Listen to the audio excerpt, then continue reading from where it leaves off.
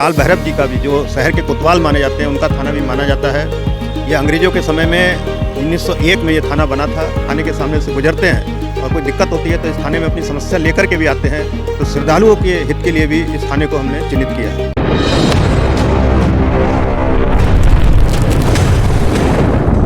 देखिए, कोतवाली थाना हमारे काशी का एक सबसे महत्वपूर्ण थाना है और इसको काल भैरव जी का भी, जो शहर के कोतवाल माने जाते हैं, उनका थाना भी माना जाता है। ये अंग्रेज़ों के समय में 1901 में ये थाना बना था। आज इसका नए सिरे से इसका जीर्णोद्धार किया गया है। पिछले लगभग 125 सालों में ये थाना काफ़ी जीर्ण क्षीण अवस्था में आ गया था। हम लोग एक एक थाने को लेकर के लगातार थानों का कायाकल्प कर रहे हैं।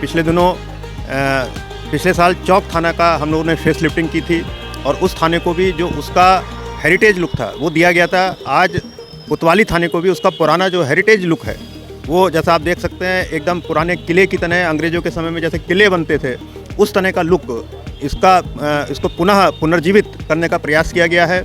यहाँ पर बड़ी संख्या में पुलिस बल भी रहता है, उनकी सहूलियत के लिए भी और उनके जो लिविंग स्टैंडर्ड है उसको बढ़ाने के लिए यहाँ पर सुविधाएं भी बढ़ाई जा रही हैं। ये संपूर्ण कार्य जो है लगभग 25 लाख रुपए में के बजट में ये कराया गया है, जिसमें यहाँ की सड़कें भी ठीक कराई गई हैं, या इसके आगे का पार्क भी ठीक कराया गया है और पूरी बिल्डिंग जो आप देख रहे हैं इसको जो है पुनरुद्धार किया गया है इसका। बिल्कुल ये चरणबद्ध तरीके से कार्य चल रहा है।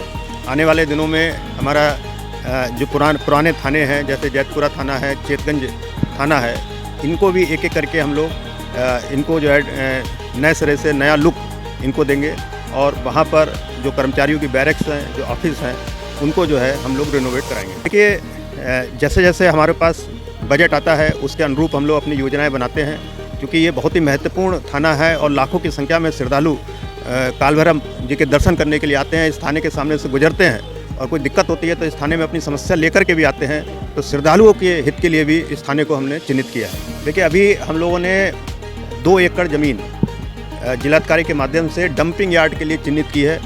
ये जगह पुलिस के लिए आवंटित हो गई है, पिछले हफ्ते ही आवंटित हुई है।